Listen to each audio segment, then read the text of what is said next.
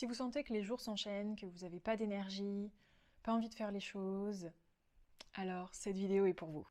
On va voir ensemble 5 astuces à mettre en place au quotidien pour retrouver de l'énergie et commencer la journée du bon pied. Astuce numéro 1, et ça commence dès le réveil, on arrête la fonction snooze de notre téléphone ou de notre réveil. Pourquoi? Parce qu'on envoie des messages contradictoires à notre cerveau. Un moment c'est « Dring, allez, réveille-toi, sors du lit !» Et puis l'instant d'après « Ah non, 5 minutes, 10 minutes, allez, je me rendors !» Et boum, de nouveau, ça ressonne, on doit se lever. Ah non, en fait, on va traîner encore un petit peu. C'est plutôt insupportable, non? Et bien du coup, c'est exactement les messages que vous donnez à votre cerveau dès le matin.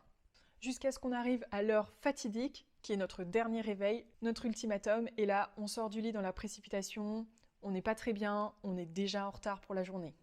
Du coup, on met en place un seul réveil, pas celui last minute, mais celui qui va nous permettre de prendre le temps pour nous réveiller en douceur et de faire les choses qu'on a besoin de faire avant de partir de la maison ou avant de commencer notre journée de travail.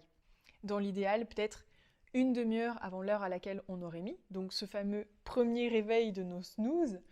Et cette fois, on se lève, on prend le temps, on va peut-être se poser un petit moment dans le canapé, faire une petite activité, on en reparlera plus tard d'ailleurs, ouvrir les volets, faire le lit, s'habiller tranquillement, peut-être prendre le petit déjeuner, quelle que soit votre routine en tout cas, vous la suivez étape par étape, sans être pressé parce que vous vous êtes levé à cette heure qui vous permet d'avoir votre matinée tranquille avant de commencer votre journée. Deuxième astuce, et qui peut justement aider à ce réveil, c'est d'avoir dès le matin une activité qui va vous encourager à sortir du lit, quelque chose qui vous plaît.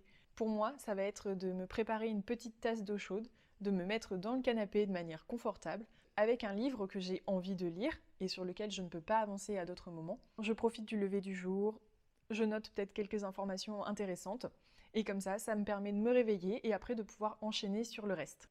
Mais pour vous, ça peut être totalement différent. Peut-être que c'est de faire de la calligraphie, peut-être que c'est faire un peu de dessin, aller vous occuper de vos plantes vertes. En tout cas, peu importe, tant que c'est quelque chose qui vous motive pour sortir du lit et qui vous met le smile pour ce début de journée. Troisième astuce, on bouge, on fait de l'activité physique.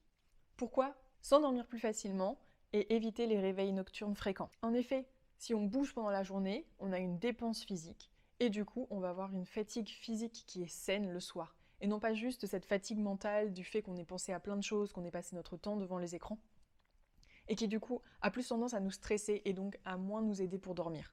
L'autre bénéfice du sport dans la journée, c'est qu'il nous redonne de l'énergie. Et oui, ça semble pas forcément évident comme ça, et puis même parfois on a tendance à sauter notre séance en se disant « Oh ouais, mais là je suis fatiguée, peut-être qu'il vaut mieux que je me repose plus tôt. Si je fais du sport, je vais dépenser vraiment toute mon énergie et j'en pourrai plus. » Non, c'est l'inverse. Faire du sport va nous permettre de libérer certaines hormones, comme l'endorphine, la dopamine, qui sont des hormones du bien-être et de la récompense. Du coup, une fois qu'on a fait notre séance, on se sent bien et on est trop content de l'avoir fait, même fier en fait. Ça nous met sur le bon pied pour le reste de notre journée. L'autre chose, c'est que de faire du sport régulièrement va nous permettre d'améliorer nos capacités cardiovasculaires. Et ça va aussi avoir un gros impact, parce que respirer mieux et avoir un cœur qui va permettre à l'oxygène de mieux circuler dans notre corps va nous apporter plus d'énergie.